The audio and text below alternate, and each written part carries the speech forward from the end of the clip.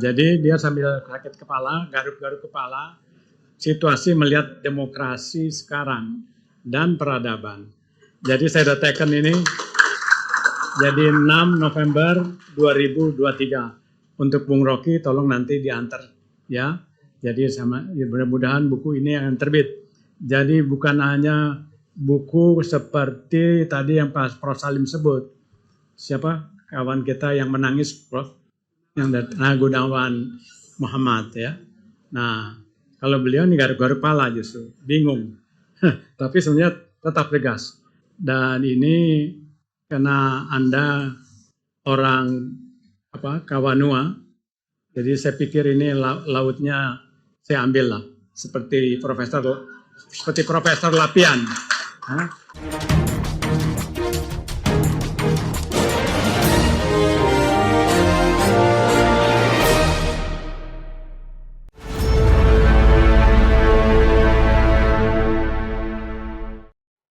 Profesor Didik Rahbini, saya ambil sementara kedudukan Anda sebagai rektor ya. Oke, terima kasih teman-teman. Pak Dipo, itu lukisan yang diarahkan supaya ada laut di belakangnya tuh, karena saya dari Minahasa dan saya suka laut, apalagi isinya itu ikan itu. Saya pemakan ikan, bukan penghafal nama-nama ikan. Dan bagian paling enak dari ikan adalah bagian kepalanya tuh. Karena kepala ikan lebih berguna dari kepala negara. Saya mulai dengan sedikit suasana lain, karena tadi guru saya, Pak, teman juga, Pak Salim Said, memulai dengan cucuran air mata. Atau dia menceritakan sahabatnya Gunawan Muhammad yang bercucuran air mata. Pertanyaan, apa yang disesali, Tuan? Kalau ada lagu Don't Cry For Me Argentina, itu semacam tipuan dari Evita Peron waktu itu untuk mengambil kembali semangat dari rakyat yang mulai pudar, tidak lagi percaya pada jenderal yang ada suaminya tuh. Don't Cry For Me Argentina, lu apa liriknya tuh? The truth is I never let you. Itu dasarnya tuh. Jadi kalau kita bicara tangis menangis, memang banyak orang yang bersedih karena demokrasi yang diharapkan, diupayakan oleh Presiden Jokowi batal demi keluarga, bukan demi yang lain. Dibatalkan hanya oleh urusan satu kotak kongguan gitu. Jadi kita bayangkan, tadi statistik diterangkan oleh Jilal, bahwa ada disparitas. Ya oke lah, disparitas terjadi di mana-mana. Tetapi tadi saya dapat berita bahwa, bukan berita, semacam snapshot dari TikTok. Seorang perempuan di Subang mengulas fenomena bertebarannya baliho Kaisang di desa-desa di Jawa Barat. Dan kalau kita bikin semacam praduga bersalah, pertanyaan kita, siapa yang menebarkan itu? Bahkan dikatakan di situ akan disebarkan di seluruh Indonesia. Saya menghitung kira-kira akan ada 10 juta baliho akan disebar di seluruh Indonesia.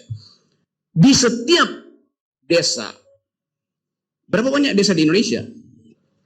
Ada berapa banyak? 400.000 ada. Oke, 30.000. Berapa? 74.000 lebih. 74.000 lebih, satu desa ada 20 baliho. Artinya ada kurang lebih 1,5 juta baliho akan dipasang di desa-desa. Dari mana uangnya tuh? Kalau satu baliho 100.000. Apakah PSI punya dana sebanyak itu? Partai Solidaritas Indonesia. Di mana dia dicetak sehingga tiba-tiba dalam 2 hari udah ada 1,5 juta itu? Ya pasti dicetak di Cina mungkin yang punya mesin itu. Dan siapa yang bayar? Itu masalahnya. Jadi Anda bayangkan, satu anggota keluarga difasilitasi sedemikian masif oleh uang dan kekuasaan dan aparat. Saya bisa menduga itu pasti dipasang polisi. Aparatnya. Mana ada PSI sebanyak itu bisa pasang di Indonesia? Jadi kita mulai berpikir tentang satu upaya untuk membusukkan demokrasi. Satu demi satu anak muda. Sedemikian banyak uang dibuang. Setiap malam pasti ada upaya memasang di semua desa baliho sang ketua PSI. Pada malam yang sama, ada 17 juta manusia Indonesia tidur dengan perut kosong. Statistik dunia bilang begitu. Kemiskinan di Indonesia, kelaparan di Indonesia tertinggi di Asia. 17 juta perut tidur dalam keadaan lapar setiap malam. Anda coba lihat kontrasnya. Kalau kita bilang bahwa ada kesempatan untuk mengharapkan kecerdasan, mengharapkan kemakmuran. Yang diperintahkan oleh konstitusi pada setiap presiden cuma dua. Cerdaskan kehidupan bangsa, rawat fakir miskin. Presiden siapapun visinya cuma itu. Ngapain nambah visi itu? Memang cuma itu. Rawat fakir miskin, cerdaskan kehidupan bangsa.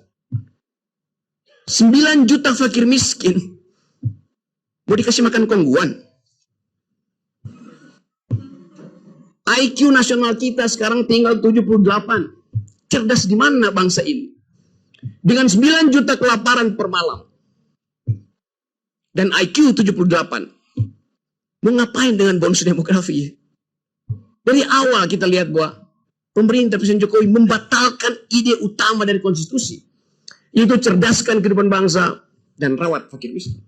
Yang ketiga bahkan dicoba-coba ikut serta dalam perdamaian dunia. Presiden Jokowi nggak pernah pidato seperti Erdogan pidato untuk pro Palestina. Yang ada di Monas kemarin adalah masyarakat sipil, itu bukan negara. Dan impactnya Pak Jokowi bilang ya kami membela. Ya membela itu tahapan paling awal. Membela tanpa mengirimkan bantuan itu harus omong kosong ke Palestina. Korea Utara ngirim, bayangin, komunis bantuin Islam di Palestina. Dia kirim peralatan perang bahkan. Indonesia, negara dengan mayoritas, hanya bisa kasih nota diplomatik, hentikan ceasefire di situ. Ya semua orang juga bicara begitu. Jadi saya mau lihat suasana ini dari segi tadi. Yaitu tadi kita mau lihat apa yang salah di dalam demokrasi kita. Sehingga mereka yang paham tentang value, democratic imperatif, selama 9 tahun diem, dan 2 hari lalu menangis di depan TV. Apa nggak bego tuh? Ngapain nangis? Artinya dari awal dia tidak bisa mendeteksi bahwa dia membeli kucing dalam karung selama 9 tahun. Saya membeli kucing dalam karung dan saya nggak mau beli. Karena karungnya bolong, dari awal saya tahu kucing mana yang ada di situ. Kan itu dasarnya gitu kan.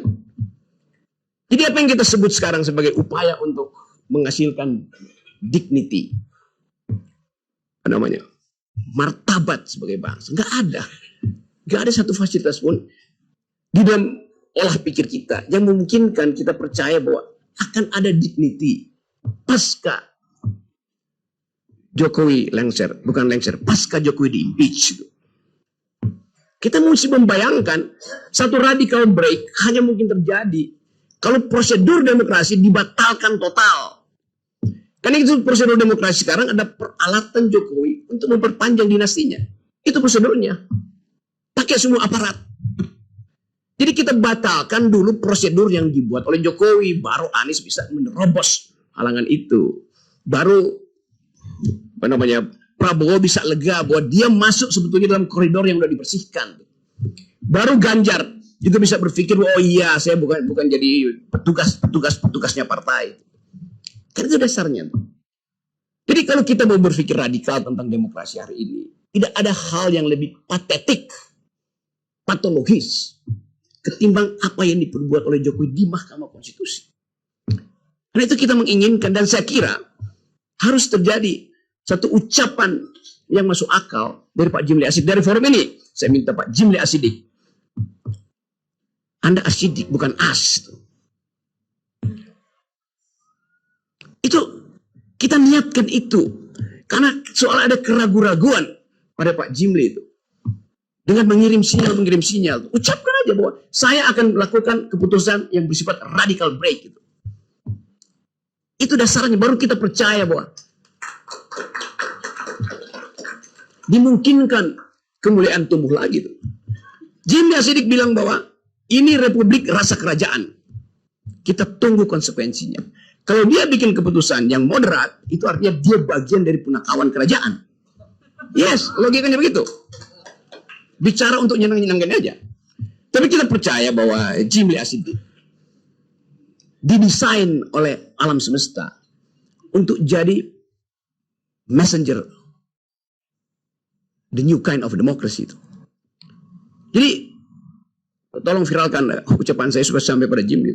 Dari Australia saya masih hubungan dengan dia. Saya bilang, Anda diminta untuk jadi seorang etikus, bukan sekedar seorang teoretikus dalam kebijakan negara. Dan itu yang kita inginkan. Rakyat ini menunggu seorang etikus menumbuhkan kembali harapan. Kesempatan itu ada. Karena apapun argumennya, keputusan Mahkamah Konstitusi bilang bahwa yang boleh jadi presiden adalah berumur 40 tahun atau pernah menjabat sebagai kepala daerah. Memang tugas kepala daerah jadi wali kota Solo itu serumit apa? Setiap malam saudara Gibran bisa telepon semua konglomerat di situ untuk bikin proyek. Dia bisa telepon semua BUMN. Erick Thohir setiap minggu bolak-balik ke situ. Nggak ada susahnya jadi wali kota Solo. Tetapi kenapa itu diistimewakan pada dia? Lebih sulit jadi rektor Pramadina daripada jadi wali kota Solo. Yes. Rektor itu mesti mengasuh pikiran generasi ke depan. Hanya itu. Jadi bayangkan misalnya, kalau Didi Rahbini diusulkan oleh mahasiswa pada Madinah dengan menjudicial review 40 tahun itu dan mengatakan bahwa Didi Rahbini punya pengalaman memimpin para Madinah, punya pengalaman memimpin LP3S, punya pengalaman memimpin Indef, punya pengalaman memimpin keluarganya. Seluruh fasilitas itu dibandingkan dengan kemampuan Gibran memimpin. Surplusnya ada pada Didi. Kan itu dasarnya kan. Kalau begitu semua rektor berhak untuk jadi calon. Sekarang kita bikin proposal judicial review baru. Mau nggak MK terima? Kami meminta supaya dengan argumen yang sama, setiap pemimpin universitas berhak menjadi calon presiden. Masih ada waktu 2 hari. Buat duel argumen itu. Itu yang saya maksud. Kita mau uji habis-habisan. Jadi kalau Mahkamah Konstitusi bilang, ya ini kan nggak ada. Itu dari awal. Algoritmanya diarahkan pada Gibran seorang. Itu dasarnya. Sekarang kita mulai mengerti bahwa ada Gibran di situ. Ada Kaisang di PSI. Dulu saya orang pertama yang memberi ceramah di PSI tentang apa yang namanya solidaritas. Diminta oleh Grace Natali. Di samping saya ada si Raja Antoni. Yang sekarang nggak lagi raja dia. Jadi penunggang kuda. Minta menerangkan apa itu the very idea of solidarity itu. Minta diterangkan apa artinya mawar merah sebagai lambang partai. Bahwa lambang solidaritas itu adalah lambang kesosialan manusia tuh. Lambang yang dimulai sejak kita mengerti demokrasi. Yaitu di suatu pagi di 1789 di alun-alun kota Paris. Raja Louis XVI diuji diktumnya oleh rakyat Prancis. Rajanya bilang bahwa mahkota saya dipasangkan oleh Tuhan dari langit. Nggak mungkin jatuh dari kepala saya. Kata Raja Louis XVI. Raja bilang, oke, kita uji. Ditaruhlah kepala raja di atas pisau gilotin. Pisaunya dalam 2 detik. Bukan sekedar mahkotanya copot dari kepalanya. Kepalanya copot dari badannya. Dari situ kita mengerti apa artinya demokrasi itu. Vox Populi Suprema Lex. Suara rakyat adalah hukum tertinggi. Itu kita mengerti bahwa demokrasi membutuhkan solidaritas. Dan solidaritas masyarakat Prancis yang mengajarkan kita bahwa demokrasi dituntun dengan cara perlahan-lahan, bahkan dengan kejadian-kejadian yang berbahaya. Dari revolusi Prancis sampai Don't Cry for Me Argentina. Jadi kita paham sejarah intelektual dari demokrasi. Tanya pada Kaesang, paham nggak dia sejarah itu? Dia akan bilang, saya paham. Siapa yang buatmu paham? Bapakku. Apa paham bapakmu? Dia nggak tahu. Jadi diturunkanlah kedunguan itu. Saya mau terangkan itu serius, karena saya bagian dari itu. Untuk mendorong anak muda waktu itu untuk punya partai. Saya cerita ini sebagai catatan antropologi, supaya teman-teman tahu bahwa kalau saya menghina orang itu dasarnya ada. Saya diundang di situ. Sekarang Saudara Kaesang memimpin sebuah partai PSI. Dengan baliho 1,5 juta, mau diapain? Lambang dari partai itu adalah mawar merah. Tanda sosialisme Eropa. Mestinya kita bertanya, tanda partai PSI itu apa sekarang? Masih mawar merah? Bukan, menjadi kulit pisang.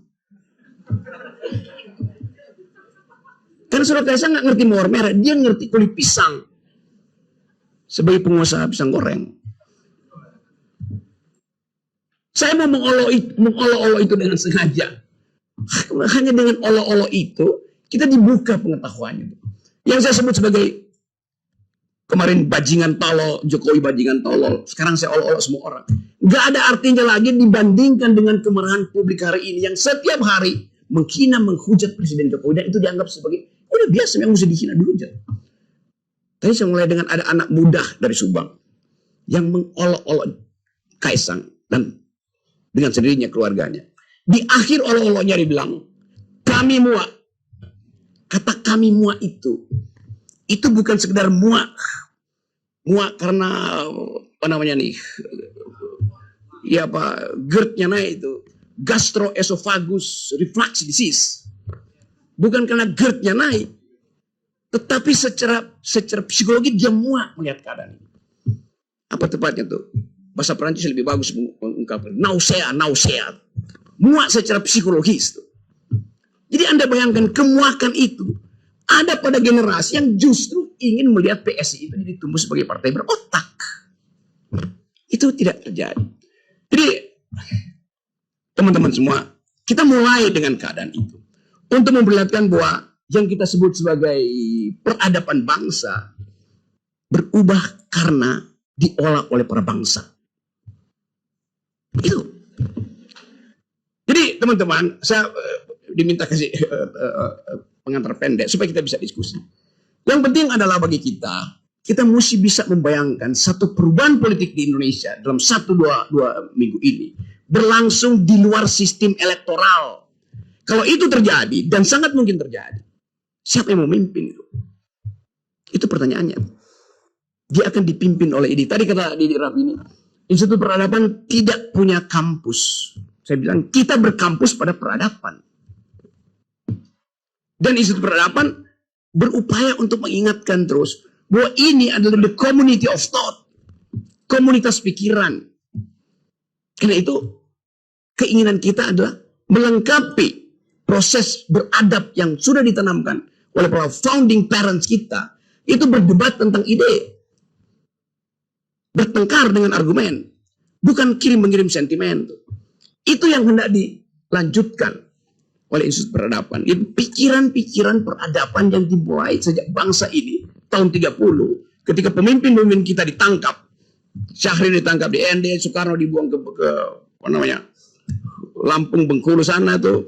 Yang lain nggak ada. Tahun 30 itu kita kehilangan kemampuan berpikir karena pemimpin-pemimpin awal kita ditangkapin Belanda. 15 tahun kemudian mereka bertemu lagi di Jakarta dan memulai upaya untuk memikirkan bangsa. Menghasilkan perdebatan bermutu, konstituante. Itu perdebatan luar biasa bermutu. Bayangkan perdebatan itu dibuat demikian memikat. Sehingga kita baca risalah konstituante itu seperti membaca sinetron politik yang sangat bermutu. Debatnya bagus tuh. Seluruh referensi akademis ditaruh di situ. Padahal Padahal tidak semua mereka datang dari tradisi akademis, tapi dia membaca. Dan pasti bacaannya bukan Sinchan. Jadi tradisi berpikir itu adalah akar dari peradaban. Tradisi berpikir ada akar dari demokrasi. Karena itu kalau ditanya, apa definisi demokrasi? Demokrasi bukan pemerintahan dari oleh untuk rakyat, bukan. Demokrasi adalah the government of reason through the government by the people. Pemerintahan akal melalui pemerintahan orang. Artinya orang itu harus berakal. Itu dasarnya. Jadi demokrasi hanya mungkin diucapkan oleh mereka yang memanfaatkan akal untuk bertengkar dengan argumen. Dan itu dibenihkan oleh Soekarno, Syahrir, Tan Malaka, Aidit bahkan. Siapa lagi? Kartosuwiryo, Natsir. Ada percakapan bermutu untuk menginstitusikan peradaban pada waktu itu. Sekarang apa yang terjadi? Para pemuda waktu itu berpikir bahwa Indonesia akan dituntun oleh alam pikiran. Pada waktu itu para pemuda berpikir begitu. Karena itu Bung Karno mengatakan, beri saya 10 pemuda, saya akan guncang pikiran dunia. Dan itu yang dipakai oleh Pak Jokowi. Saya beri 1 pemuda, saya jadikan dia wapres. Rasanya logik gitu, Pak. Tanpa proses berpikir, tanpa skrutinisasi, tahapan untuk jadi pemimpin diuji di dalam pikiran, di dalam universitas, secara metodologi. Demokrasi kita dasarnya adalah elektabilitas, bukan intelektualitas, junto, etikabilitas.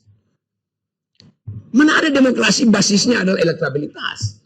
Elektabilitas itu fungsi lembaga survei yang bisa dibayar. Jadi dari awal kita udah ingatkan itu pada bangsa ini. Tapi mereka yang sok jagoan, merasa tokoh-tokoh budayawan, ya, saya dulu 9 tahun dibully oleh orang yang menangis kemarin tuh. Terus menerus sama gengnya itu. Sekarang dia bertobat mungkin.